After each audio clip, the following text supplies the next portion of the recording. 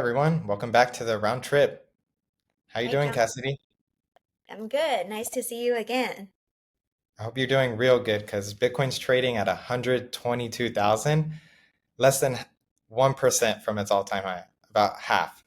And there's a lot of great news taking us there. I think Polymarket, they're giving the Fed a 76% chance of cutting rates by 25 bips in September and 57% chance that they'll do it at 25 bips in October. So yeah, with inflation cooling down, I know we had a strong Q2, but things will level out. This news and like global money supply should push us higher. MicroStrategy or Strategy, they also acquired 21,000 Bitcoin from July 28th to August 3rd. And yeah, this puts them at holding over 628,000 Bitcoin, quite a large sum for just one company. Most companies don't even have 21,000 in their Bitcoin treasury, and they were able to just buy this in 1 week. So quite remarkable. Wow, that's really crazy. I wonder what's like holding 20 by just buying 21,000 Bitcoin at 1 week. While MicroStrategy still buys Bitcoin, Bitcoin is also making its way into the retirement world. It's actually shaking up the entire retirement plans industry right now. President Trump signed a new executive order allowing 401k retirement plans to include alternative assets like cryptocurrencies. It was signed on August 7th, just a couple of days ago. A lot of the supporters say that it's a bold move, giving everyday savers access to potentially higher returns and better diversification, but also higher risks. It also paves the way for major assets managers like Blackstone, KKR, and Apollo to tap into the $12 trillion 401k market.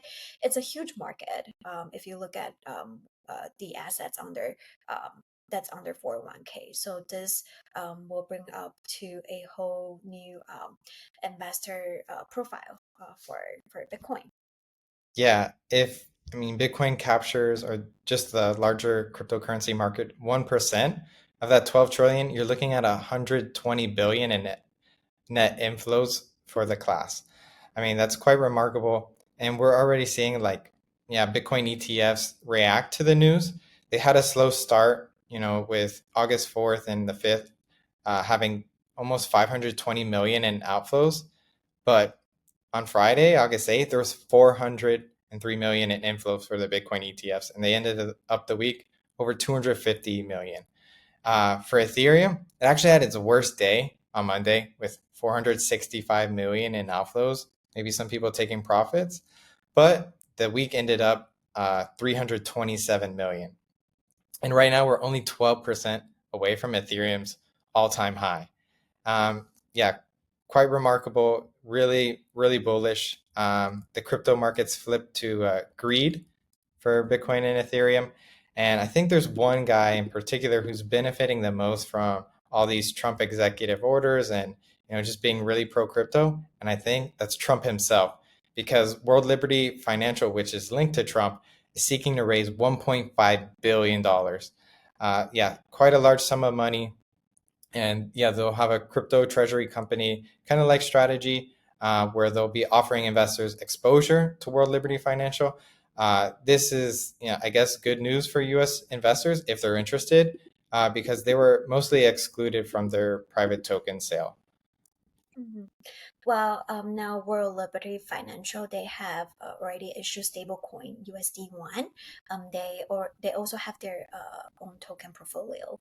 A lot of critics are sounding alarms about the actual transparency, governance, and also the ethics of blending political influence with institutional crypto investments. This is when political charisma meets crypto ambition. We will see if the investors will buy it. Will they go all in, or will they hold back? We don't. We'll see. I guess we'll see in the next couple months. And another stablecoin news in Hong Kong, it's a big news of the week. As of August 2025, the city's new stablecoins ordinance officially kicked in. If you want to issue or promote stablecoin in Hong Kong, whether it's pegged to Hong Kong dollar or another major currency, you will need a license from the Hong Kong Monetary Authority. While the bar is quite high right now, millions in capital are required, strict anti-money laundering checks, and every coin must be fully backed by safe, liquid assets at all times. So only licensed coins can be sold to retail users at this moment. This is great news for cryptocurrency market, but the bar is quite high. So not sure how this will. Maybe it will be a slow start for the adoption in Hong Kong.